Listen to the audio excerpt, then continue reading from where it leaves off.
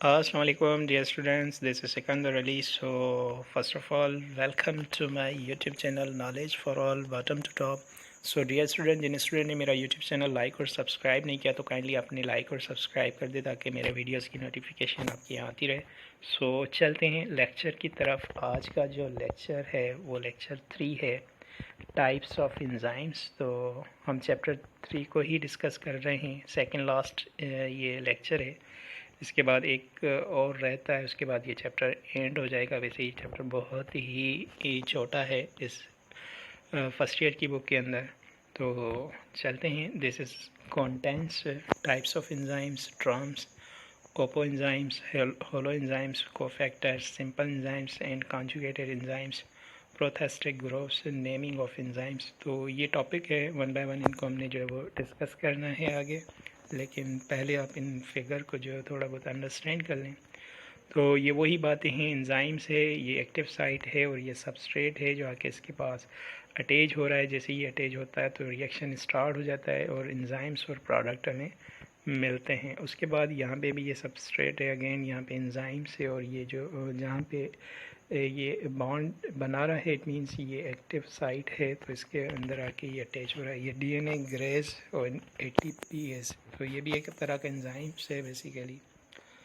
तो यहाँ पे आप देख रहे हैं ना बेटा, ये भी जो है वो एंजाइम्स की फॉर्म है। Enzyme substrate again active sites, enzyme substrate again active sites. तो यहाँ पे ये एंजाइम्स ए और बी, ये जो है सबस्ट्रेट है जिसके अंदर ये फिट हो रहे हैं, वो एक्टिव साइट है। यहाँ पे बी एंजाइम्स है और जो ए है वो एक्टिव सबस्ट्रेट है। तो आई होप ये फिगर आपको समझ में आ गई होगी, बहुत ही ईजी है। पहले भी सबस्ट्रेट और एक्टिव साइट को हमने डिस्कस किया हुआ है। तो this is Oppo enzyme, it is an inactive enzymes without its cofactor. तो ये एंजाइम्स इनएक्टिव होता है जब तक कोफैक्टर नहीं होता। होलो enzymes, it is an enzyme that activated by the appropriate cofactor. Cofactors, some enzymes require non-protein molecules or to be bound for activity. So these non-protein molecules are called cofactor that must attach to the active site before a substrate binding can occur. तो ये cofactors की definition है। ऊपर आपको होलो enzymes और उससे ऊपर जो आपको ओपो एंजाइम्स की जो है वो कॉन्सेप्ट बता रहा है। उसके बाद यहाँ पे अगर हम देखेंगे तो ये आपके पास ओपो एंजाइम्स है, बीच में कोफैक्टर्स के बाद होलो एंजाइम्स। तो अगेन यहाँ पे ये सबस्ट्रेट आपको नज़र आ रहा है और यहाँ पे ये प्रोटीन पोर्शन है और ये होल एंजाइम्स है जहाँ पे ये कोफैक्टर जो है वो रिएक्ट करके जो वो सबस्ट्रेट को ऐड करवा रहा है। तो यहाँ पे जो चीज़ रिएक्ट करके ऐड करवाने वाली होती है, तो यहाँ पे कोफैक्टर का बहुत बड़ा रोल है क्योंकि ये नॉन प्रोटीन पोर्शन है और ओपो एंजाइम प्रोटीन पोर्शन है। तो ये जब कंबाइन होंगे तो होलो एंजाइम बनेगा। तो आपको इस फिगर के अंदर जो है वो होल एंजाइम्स जो है with cofactor and substrate then other active site, और फिर आपको ये सारी फिगर जो है वो एंजाइम्स की नज़र आ रही। तो यहाँ पे जो मेजर रोल प्ले करता है वो क्या, कोफैक्टर है। कोफैक्टर के बगैर जो है वो ये एंजाइम्स जो है वो ये सबस्ट्रेट इस एंजाइम के साथ यानी इसकी एक्टिव साइट के साथ बॉन्ड नहीं बना सकता जब बीच में कोफैक्टर ना है। तो आप देख रहे हैं यहाँ पे ये जो हिस्सा था ये आके पहले इसके अंदर ऐड हुआ है, उसके बाद जाके इस सबस्ट्रेट को यहाँ पे ऐड होने से कोई नहीं रोक सकता। वो इस वजह से जब कोफैक्टर अटैच होता है देन सबस्ट्रेट आके अटैच होता है। इसके बाद फिर इसका अंदर जब वो रिएक्शन होता है, जैसे रिएक्शन होता है तो ये प्रोडक्ट के अंदर कन्वर्ट हो जाता है। तो यहाँ पे फिर से ये सिंपल एंजाइम्स हैं and conjugated enzymes. Some enzymes called simple enzymes are completely proteins, other called conjugated enzymes are composed of proteins portion called opo-enzymes and one or more non-protein portions called cofactor। तो ये definitions बता रहा है complete proteins की। अगर वो कह रहा है कि यहाँ पे अगर प्रोटीन्स एंजाइम्स से जो कंपोज होता है कंप्लीट, उसको जो वो ओपो एंजाइम कंसिडर वन या वन से ज़्यादा जो नॉन प्रोटीन पोर्शन होते हैं वो से कोफैक्टर। अब प्रोटीन पोर्शन वाला ओपो एंजाइम्स है और नॉन प्रोटीन पोर्शन वाला आपके पास जो वो कोफैक्टर है। तो प्रोथेस्टिक group holoenzymes have two parts, that proteins and non-protein parts. तो दो इसके मेजर पार्ट है, एक प्रोटीन पार्ट है, दूसरा non protein. The protein parts of holoenzymes called apoenzymes. जो इसका प्रोटीन पार्ट है उसको ओपोएंजाइम्स कंसीडर किया जाता है, और जिसका नॉन प्रोटीन पार्ट्स है इस कॉल्ड, जिसे हम प्रोथेस्टिक ग्रुप कंसीडर करते हैं.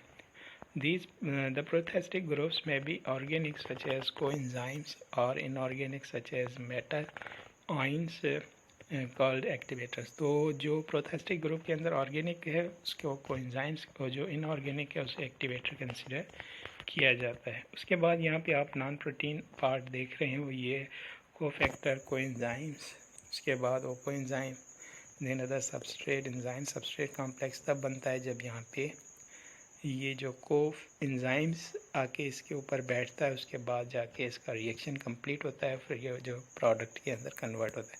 इस कोफैक्टर के बगैर जो है वो ये रिएक्शन नहीं कर सकता. अब ये जो कोफैक्टर आप देख रहे हो जहाँ पे मैं एरो घुमा रहा हूँ, तो ये जब इसके अंदर ऐड होगा उसके बाद जाके रिएक्शन होगा, ये प्रोडक्ट के अंदर कन्वर्ट हो जाएगा. उसके बाद यहाँ पे ये ऐड हो रहा है तो ये प्रोडक्ट के अंदर कन्वर्ट हो रहा है, ये कॉम्प्लेक्स बन रहा है इसका, एंजाइम सबस्ट्रेट कॉम्प्लेक्स. तो यहाँ पे आपको प्रोडक्ट भी मिल रहा है, एंजाइम्स भी मिल रहा है, और कोफैक्टर सेपरेट हो रहा है. ये डिफरेंट होता है इस के अंदर टाइप्स के अंदर, और जो मैकेनिज़म्स होता है एंजाइम्स का उसके बीच में. ये होलो एंजाइम्स, ये प्रोटीन पार्ट है, ऊपर वाला नॉन प्रोटीन पार्ट है. तो ये फिगर इजी है, इतनी मुश्किल नहीं है, कि आई होप बेटा ये आपको समझ में आ गई होगी. उसके बाद है naming of enzymes. Enzymes are often name by adding ACE to the name of the substrate. तो बेसिकली एंजाइम्स की जो पहचान है उसके लास्ट वर्ड्स जो होते हैं, जो अल्फ़ाबेट्स होते हैं, उसके अंदर ACE का यूज़ करते हैं, except for the sum of that the original is steady. Enzymes such as pepsin, rennin and trypsin. Most enzymes naming and as in ASE. The International Union of Biochemistry (IUB) initiated a standard of the enzymes nomenclatures for which recommend that enzymes names indicate both the substrate act upon that the type of reaction catalyzed. तो example की form में अगर हम देखें तो sucrase in that the name given to enzymes that catalyze the hydrolysis of the sucrose to fructose and glucose. Dehydrogenases are enzymes that remove hydrogen. तो ये D का वर्ड है तो it means removal of hydrogen. तो ये वो example है इनके सक्रेज के, हाइड्रोलाइसिस के, sucrose, fructose and the glucose. तो इसकी पहचान ये है कि उसके लास्ट में ACE यूज़ करते हैं. तो आप आंखें बंद करके भी बता सकते हैं कि यहाँ पे जो एंजाइम इट मीन्स जो चीज़ यूज़ हुई है, अगर उसके लास्ट में ACE है तो आप कह सकते हो श्योरिटी 100% के ये एंजाइम ही है जो वर्क कर रहा है, यहाँ पे स्पीड अप करवा रहा है रिएक्शन को. तो यहाँ पे ये मैंने सिंटैक्स बुक से पेज लिया हुआ है. तो ये टाइप्स ऑफ एंजाइम्स हैं. तो वही बात अगेन प्रोटीन नेचर होती है एंजाइम्स तो ऑलमोस्ट. जो इसके बाद एक प्रोटीन्स पार्ट होता है, एक नॉन प्रोटीन पार्ट होता है. यूक्लर एक साइंटिस्ट था जिसने 1932 के अंदर एक प्रपोज किया था conjugated showing completed holo enzyme और ओपो एंजाइम्स. यानी ये प्रोटीन पार्ट था Oppo enzymes, holo enzyme non proteins part. Oppo enzymes जो प्रोथेस्टिक ग्रुप जो है वो नॉन प्रोटीन पार्ट है, ओपो एंजाइम्स जो है वो प्रोटीन पार्ट है. उसके बाद यहाँ पे आपको वो फैक्टर नज़र आ रहा है इनऑर्गेनिक आयंस जैसे magnesium, manganese, calcium, potassium, phosphate, phosphorylases, amidase, peptidase and carboxylase और वेलनॉल. तो इनऑर्गेनिक की फॉर्म में अगर हम देखें तो को एंजाइम्स है. उसके बाद ये 1% पोर्शन इसका मोर और लेस इजीली सेपरेबल हो जाता है. उसके बाद NADH है, NAD है, FMN है. तो यहाँ पे ये मैंने यहाँ पे अंडरस्टैंड किया हुआ अच्छे से. तो एंजाइम है इसकी दो टाइप्स है, एक प्रोटीन दूसरी non protein plus protein combine होती है. तो जो प्रोटीन होती है ये प्रोटियो एंजाइम्स होता है, लेकिन यहाँ पे इसका कोई कॉन्सेप्ट हमें नहीं मिलता. प्रोटियो एंजाइम्स की हम आगे जाके पढ़ेंगे जो है वो किंगडम एनिमलिया में आई थिंक चैप्टर 10. तो यहाँ पे हम देखेंगे मेड जो कॉन्जुगेटेड एंड होलो एंजाइम्स है बेसिकली ये मेड अप होता है कॉन्जुगेटेड ज़ाहिर इस वजह से कह रहे हैं क्योंकि यहाँ पे दोनों प्रोटीन्स यूज, एक नॉन प्रोटीन प्लस प्रोटीन, दो पार्ट यहाँ पे यूज़ हो रहे हैं। तो जो प्रोटीन्स होता है उसे ओपो एंजाइम्स कंसिडर किया, जो नॉन प्रोटीन्स होता है उसे कोफैक्टर कंसिडर किया। तो कोफैक्टर्स की फर्दर दो टाइप्स होती है, एक इनऑर्गेनिक, दूसरा ऑर्गेनिक। तो जो इनऑर्गेनिक होता है उसके अंदर magnesium, manganese, zinc just as a cofactor की फॉर्म यूज़ होते हैं, और जो ऑर्गेनिक होता है लूजली अटैच पर्टिकुलर वर्ड्स जैसे को एंजाइम्स। तो यहाँ पे बोथ यूज़ होते हैं tightly bond with inorganic and organic are called, जिसे प्रोथेस्टिक ग्रुप है। यानी prosthetic it means the combination of inorganic and organic.